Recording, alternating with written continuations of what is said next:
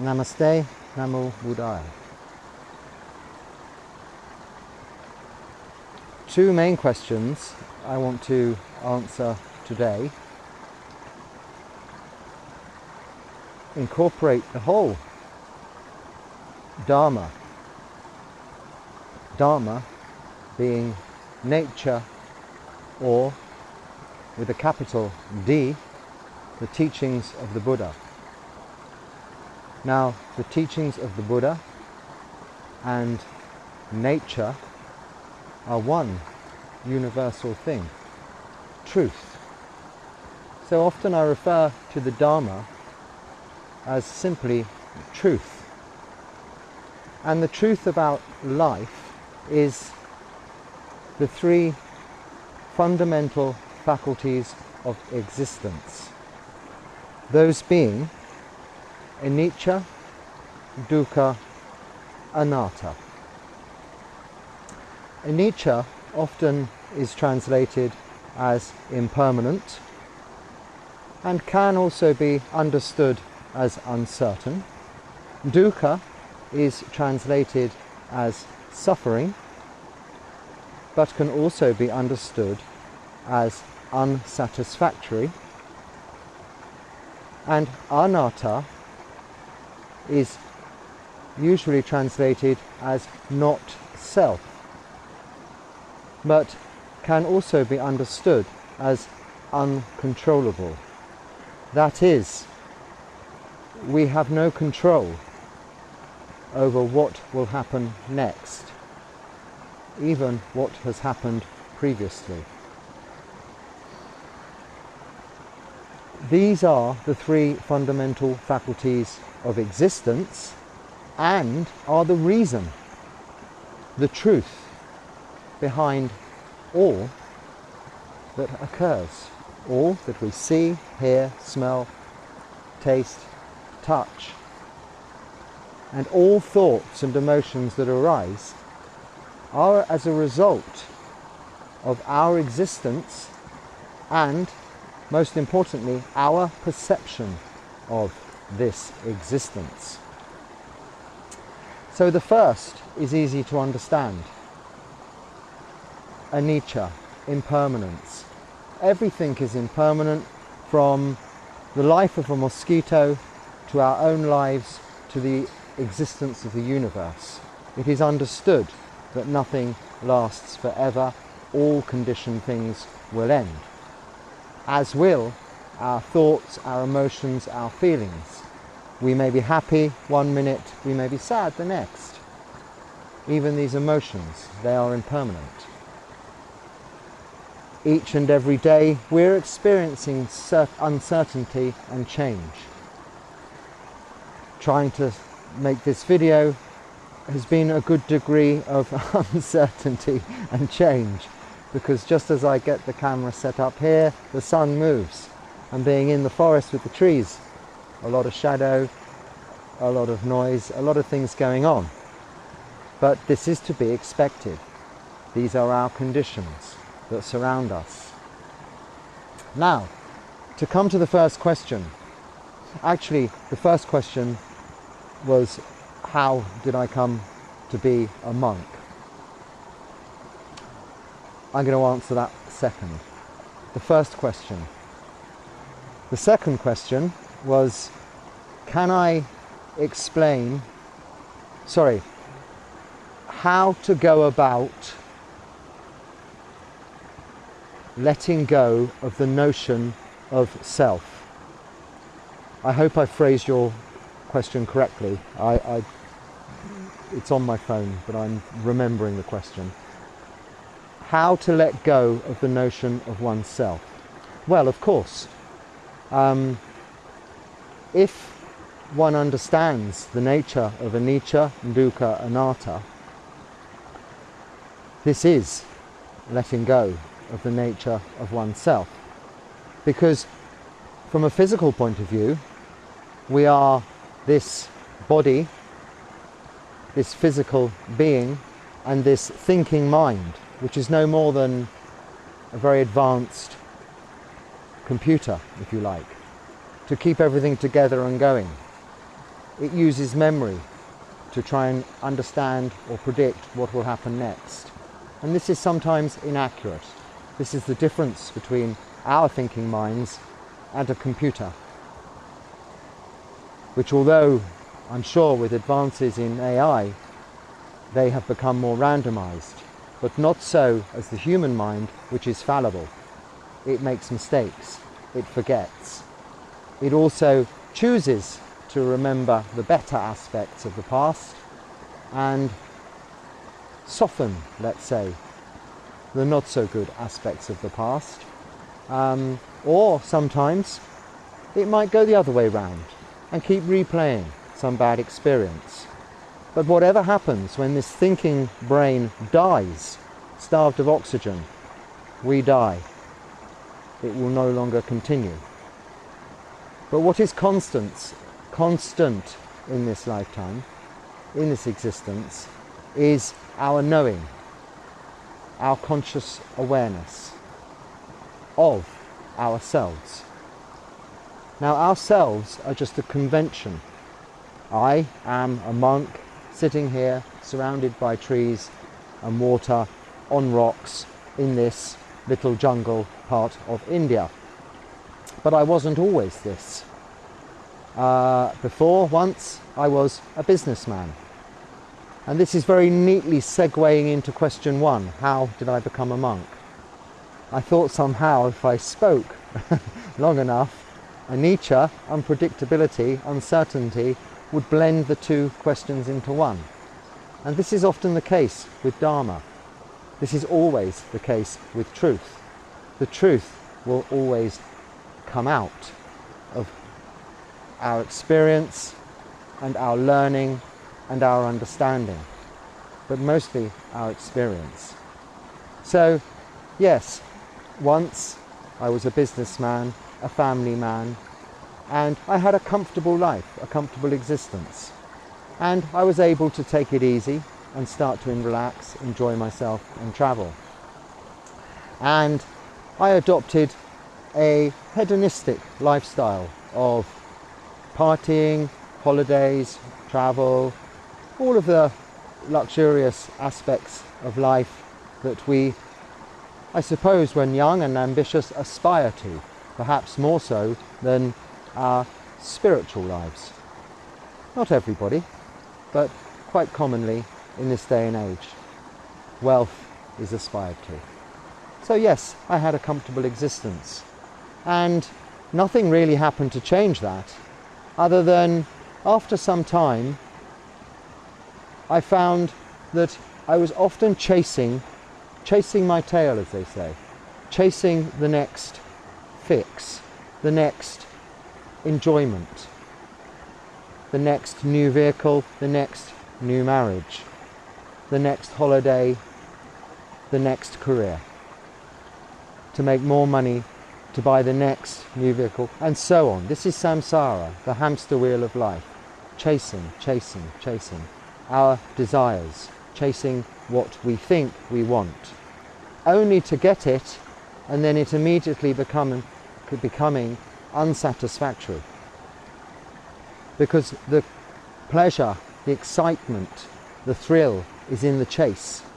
This goes back to our carnal instincts of hunting, where we'd have to build up so much enthusiasm to go hunt and kill in order to take our prey. And then it was just a case of eating. And soon you'd be full, you'd be fed up, and the chase is over, and it's downhill from there. So you're looking for the next bit of excitement. And I was like this myself. I had very many opportunities to try all kinds of things, and I did. But what became very evident to me was that there has to be more to this.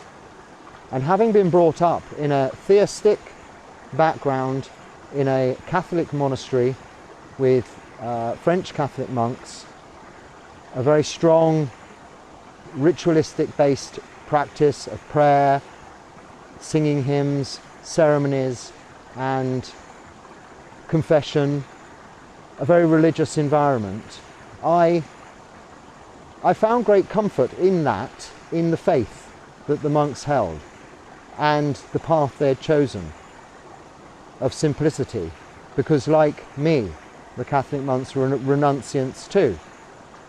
They still had a few little enjoyment things that we don't as Buddhist monks have, if you can call them that, but this is just the Christian way. But what I couldn't really put my whole investment into was the idea of God or a higher power being there to solve my problems or to give me ultimate happiness. I had a realization that only I could do this. Now, to some extent, there's the first I. There's the ego showing. To some extent, this was my ego overpowering my wisdom. Thinking, hey, you don't need God. You're better than that. You can do it yourself.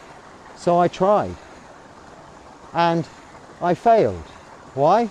Because I tried all sorts of going out to get things, not looking inside to see what was already there. When I realized this, after a little reading, a little Googling, a little YouTubing, back then it wasn't so easy as now, but it was accessible, early days, I discovered meditation. And meditation, I thought, hey, look, that's like sitting on a beautiful beach in the sun, like this, and you have all these weird trancey effects and all things going on for free, and it's easy and anyone can do it. And yeah, so to some extent that is the case a little, but this isn't the ultimate goal of meditation, as I subsequently found out. So I went to a teacher. It was online, but I established a path to stick to, because in my business affairs and other aspects of my life, I've usually been quite focused and able to stick to a direction, perhaps sometimes a little bit too steadfast and too inflexible. But I made a determination to achieve these wonderful states in meditation. And I tried and I tried. And I enjoyed meditation. It got better and better, and I found myself meditating more and more. And eventually, it did lead to some aspect of renunciation, a simplification of my life. This is what drew me to Buddhism. Not at first, because as I said, I started with meditation in the non-religious form. But meditation started to give me something I couldn't buy. It was also something I was beginning to find was inside and not something I had to go out to look for. And it was on someone's advice to investigate Buddhism that I found what was missing in my meditation. I wasn't doing anything wrong in terms of technique, but I was still clinging on to this ego, this idea of self, which brings me back to the question of how to let go of this ego, this self, this notion of self. And notion is a good word, questioner, because it is only that. What we are is a result of the conditions surrounding us, and nothing more than that. We may work in a bank, wear a suit, and have the title bank manager. And this is what we regard as ourself. If then, the next day, we were to lose that job, be made redundant, be given a broom, and be sweeping the streets, we would then consider ourselves a road sweeper. But in fact, we're the same person. We are the same physical being, the same thinking mind. Now, our perception may have changed, but what knows our perception has not changed. This is the constant. And what I learned through Buddhism is that in meditation, in Buddhist meditation, one establishes and finds that knower, that conscious awareness, the citta, puru, the one who knows. And it's this that you can really settle into and go much further than the simple joy and bliss of sunsets and beaches, and really let go, without even trying, let go of that notion, that thinking that you are what you are. Now, for conventional purposes, for talking, for discussion, for communication, we must continue to call ourselves, ourselves, and you, I, me, us. It's crazy to go around, hey, this body needs refreshment, this mind needs to relax. No, you can still be I. There's nothing wrong with this. The Buddha spoke in terms of I, us, me, the Sangha, as beings. But what it is, it's the knowing, the conscious awareness that that I, that me, that self, is only a result of all conditioned things around you. Pachaya are conditions, the Pali word. So anatta, not self, is the very fact that we have no control over what this body does, or even what this thinking mind does. I always say when talking to meditators about meditation, to not try and stop thinking, but to just stop and watch thinking. It's a different thing entirely, yes? And if you stop and watch thinking, it's like, I'm laughing because we hear this expression in meditation, the monkey mind. And I'm waiting any moment for a monkey to come down and grab this phone and run off upstream with it, because earlier on there were some monkeys, Hamana monkeys, jumping around. And another uncertainty that I wasn't expecting today. But this monkey mind, our thoughts jumping from one thing to the next, is normal. Actually, I don't like the word normal. It's to be expected, but not certain. It's human. And it's to be understood. So when we come to meditate, we sit, we watch, and we don't fight this. We observe, we witness. And by that very not doing, settling, like sand in water settles, the water becomes clear. Thus our minds settle and our understanding becomes clear. Our understanding of not self. Our understanding of dukkha, or unsatisfactoriness, that because we don't have control, it can be unsatisfactory, that things are anicca, impermanent, don't last, if they're things we want. But of course, if it's pain, if it's discomfort, if it's sadness, then anicca is a positive thing and becomes something we want. The very nature of our suffering is as a result of desire, and desire is twofold. It is wanting to have something we don't have, or not wanting to have something we have, like pain, for example, or wanting an ice cream and we can't have one. That is suffering. Buddhism often gets a bad press because it's all about suffering. Because the Buddha taught only two things, suffering and the end of suffering. But that's because we translate it into English as that. Dukkha means, literally it means an axle in a wheel being off center, so it goes along a little bit wobbly. Yes? Unsatisfactorily. So dukkha means unsatisfactory, not suffering. Of course, unsatisfactoriness leads to suffering, but only if we allow it. If we understand that unsatisfactoriness is impermanent, anicca, and that everything is uncertain, then we don't get hung up on it, and suffering doesn't come along. We just know it is unsatisfactory for the moment. It may improve, but that's uncertain also, it may not. But either way, everything comes to an end, eventually, even us, ourselves, these bodies.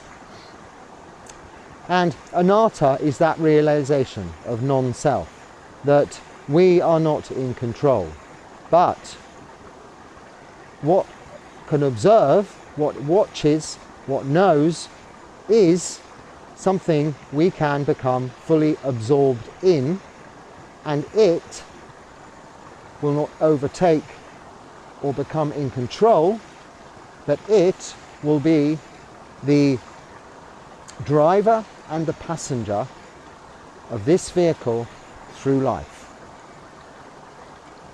What happens to the vehicle, we don't know. A car could come from this direction and bang into you, or the road could disappear and the car could plummet, or it could just break down and stop.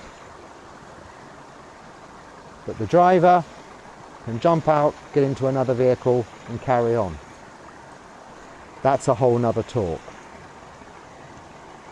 So, in summary, anatta, or letting go of the notion of anatta, can be achieved through meditation by watching the mind, watching all of its activity, watching the body, watching physical phenomena, as well as mental and emotional phenomena, as it arises and passes away, and knowing that you have no control over this, and just acceptance of that.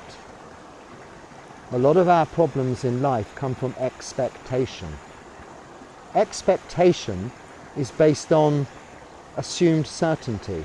Already we know, anicca, everything is uncertain. So don't have expectations. Don't think you are in control. And then dukkha, suffering, unsatisfactoriness, is abolished eventually. It is really that simple. Anicca, dukkha, anatta. I like using those Pali words. Normally I don't like to use Pali too much, apart from I don't know much, apart from the key important words. I'm talking in English and getting my point across in English. But those three words, anicca, dukkha, anatta, don't translate exactly as single words. They require sentences of explanation. So I refer to them for simplicity, like I refer to myself as me and you as you. Whereas really all we are is one collection of conscious awarenesses floating around in space, consciously aware of what's going on, yes, but restricted to these bodies and thinking minds for the time being. Again, this develops into a whole area of conversation and debate. So, to your question on how to get rid of this notion, please just practice meditation. Sitting, doing nothing, regularly, watching the breath, seeing how the mind works, how thoughts arise, how thoughts pass away. And this will bring you naturally to a realization, without even trying, of what anatta really is. And how did I come to be a monk? Well, in the description under this video and in the description of the channel, because I'm quite lazy, I only have one cut and paste. In fact, it does it automatically, YouTube. Blurb. It's my short biography, very condensed to under 1,000 characters, of exactly my life from how I came to be a monk. And I've expanded a little bit upon how I found meditation, and that led me from hedonism or trying to satisfy my desires materialistically, to meditation, which didn't require me to try and satisfy my desires materialistically, and therefore has led to renunciation. And renunciation is just giving up stuff. Now, I didn't consciously say, hey, I want to become a monk so I can give up stuff. No. I slowly found myself, before I even knew what a Buddhist monk really was, letting go of things. Like you can let go of your notion of self through meditation, you will also find you no longer need 2 cars, 2 saucepans even, or 2 pairs of shoes. Slowly, slowly, gradually, you come down to the bare minimum of what you need, because there's the absolute realization that that is the truth. You do not need more than 1 pair of shoes, normally speaking. Especially as a monk, we get down to the very bare minimum of our basic requisites of 8 things. 4 and 4, 8. I haven't got 8 fingers. So, by the way, they are our robes. Upper robe, lower robe, outer robe. It's over there somewhere. It's called a sangati. It's a double thickness. Uses a coat and blanket when it's cold at night. Our bowl, our alms bowl, needle and cotton, water filter, belt, and razor. That's all we need. And when I go to Bangalore, I pack up here, pack up my kuti as if I'm never coming back, and that's all I take with me. Apart from a couple of extra things allowable, I don't own, I borrow this phone to make this, and some shoes, because we do need some shoes these days. But not much else. Maybe some medicines and vitamins or something like that, and toothpaste, toothbrush. So it's a very simplistic life of renunciation, and you can't just do it overnight, but I think that would be difficult. I gradually reduced my life down to simple living. I started to live in a van and eventually got rid of after just a month, got rid of my home, my house, my flat, and carried on just living. I mean, everyone thought, hey, he's gone crazy. He's in England, it's cold, or it's going to be cold, because this was in about an October time, and he's gone to live in his van on the beach. Well, I did go away occasionally to Thailand and things, but basically I lived in a van for 3 years with very little. You don't have room for anything. You're not really allowed to just live anywhere in vans in England, where I'm from. So it had no windows even. It was just an empty builder's van. And there I was able to really develop my meditation. And this is all detailed in this little description down there, but very briefly. I don't really like talking about myself, because these videos are for you to develop meditation, and also if you're interested to develop your understanding of Buddhism. But I will say the meditation I practiced is Buddhist meditation. And you can look at Buddhism 2 ways. You can look at it as a religion, and it is a big religion. Or you can look at it as a way of life, and it is a big way of life. In the West, it's very much regarded as a practice and a way of life. In Asian countries, it is very much a religion. I have the beauty and the benefit of both worlds. I come from the West. I started in a Western branch of a Theravada Thai Forest Buddhist Monastery in Sussex, and I then went to a Theravada Thai Forest Buddhist Monastery in Thailand, where I practiced and learnt and found that there was something for me in practicing Buddhism and taking it that extra stage further and becoming a monk, because renunciation was so enjoyable in itself. Because each and every time, on next Tuesday I think, when it's full new moon, I go to Bangalore again for my Uposatha meeting with the other monks to recite the Patimokkha, the 227 monastic rules.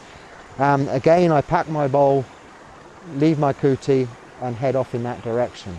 Every time I do that, and then when I leave there and come back again, I feel so free, because there's just my bowl and this self, this notion of self. And you won't fully let go of this notion of self, fully, I don't think, until you become fully enlightened. There's always some, not clinging to self, but need to still exist in the environment that we're in. I need these legs, these arms, to move to the next position or tree, whatever. It is a requirement of this existence. So, it was two questions. How did I come to be a monk? I've jumped from one question to another, and I hope you don't mind. I don't rehearse or practice this stuff, or I have time, but don't use my time to edit these videos. And I'll be honest, I don't even look at them. So, because who would, really? Your own. So I speak and push the end of this, and then maybe you can, I put two bits together, and that's it. It's on YouTube. Well, some hours later when it uploads. It takes a very long time, very long time. This is why this is not live. I've come up here this afternoon after I've just had my food at Prasad down in the town. I came here this morning to do this, but the sun was going around in the wrong place, and there was lots of anicca going on, and dukkha and anatta. So I thought, well, I'll go and have lunch and come back and do it this afternoon. And now I'm hoping that if I stop recording now and upload immediately, it will be available for you to be watching at 6 o'clock Indian time this evening. So if you're watching this now, it's going to be sometime after 6 o'clock Indian time this evening. I hope you found it useful.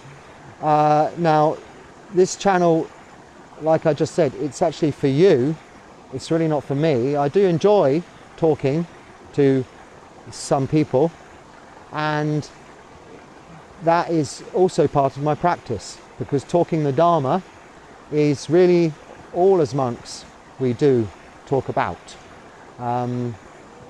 It's called noble silence, but what that basically means is not being silent. It means just talking about the Dharma and what is necessary to get through life, and not just idle gossip. So this, I like talking, so this is enjoyable for me, and I hope it is useful for you. If it's not, you can please just disregard it, don't watch it. But if it is useful, then I'm very happy that somebody, even just one person, finds it so. Your comments are very useful to me. I've really only just recently discovered how you can read them easily, and I've certainly literally only in this last day or so worked out how I can properly reply to them. Before I was just going like. I promise to reply to these comments, because it's these comments that I will make this channel based upon. Because the channel is only useful if it's about what you want to hear about.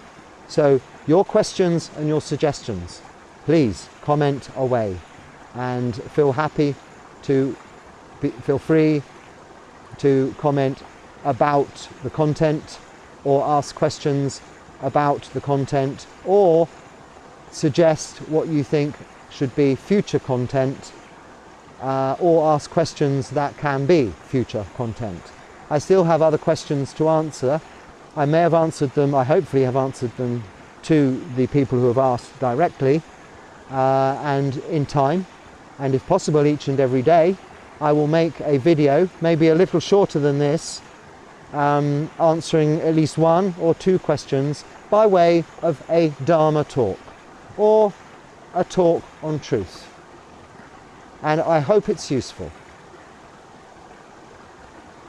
So this environment around me, as you can see, is quite natural. There is no one around, and there won't be anyone around. And this is where I spend a great deal of time. The problem is, to have internet, you have to have interruptions. It's internet because it involves interruptions. So I get no interruptions up here and I can make this video. But that means I have no internet. No interruptions, no internet. So now I have to wander down this hillside, mountain, jungle, path, sit in town for a little while. I'll have a soda water, and in that time I hope this video, and on my walk back to the other side of the town and the village, the other side of that village where I stay permanently, the video will have uploaded to wherever it goes and be viewable in your formats at 6 o'clock Indian time. But who knows? Anicca, dukkha, anatta. Who knows? If it's not there, I can only say I'm sorry. It will be there at some point. Very happy. I'm very happy to make this video, and I'm very much enjoying my practice here in this place. But I must stress, what you see is what I show you. It isn't all paradise. The jungle it's quite a dangerous place. I'm assured there are no tigers here, but there are black bears. Monkeys are pretty, but they can be a little bit risky. There are snakes everywhere. Insects and things bite me all night.